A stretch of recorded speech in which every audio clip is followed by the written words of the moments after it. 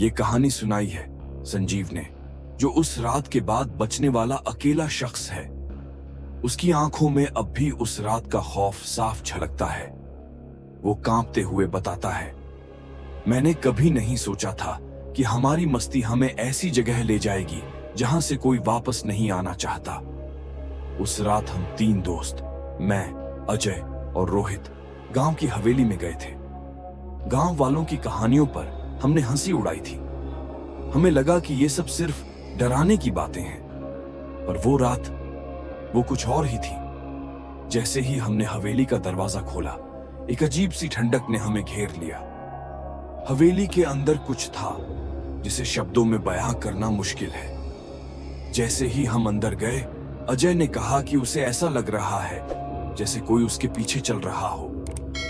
हम हंसे, लेकिन सच कहूं तो मैं भी महसूस कर रहा था कि कुछ गलत है।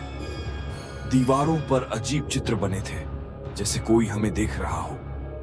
मैं सोच भी नहीं पाया था कि अगला पल हमारी जिंदगी का सबसे भयानक पल होगा। अचानक एक तेज आवाज आई और रोहित गिर पड़ा। उसके चेहरे पर डर था, जैसे उसने कुछ बहुत भयानक देख लिया हो। उसने कहा, वहां कोई है, वो हमें देख रहा है। मैंने दरवाजे की तरफ दौड़ने की कोशिश की, लेकिन दरवाजा अपने आप बंद हो गया। अंदर की ठंडक अब बर्दाश्त के बाहर थी।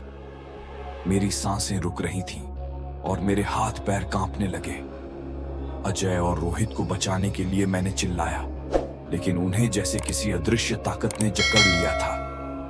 उनकी चीखें आज भी मेरे कानों में गूंजती हैं। अचानक मुझे लगा कि कोई मेरे पास आ रहा है।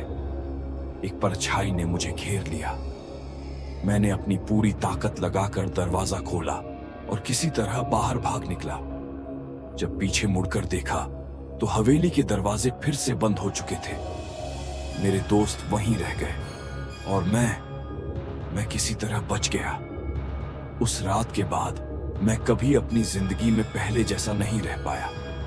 मैं जानता हूं कि अजय और रोहित अब भी उस हवेली में हैं, और जो भी वहां जाएगा वो कभी वापस नहीं आएगा।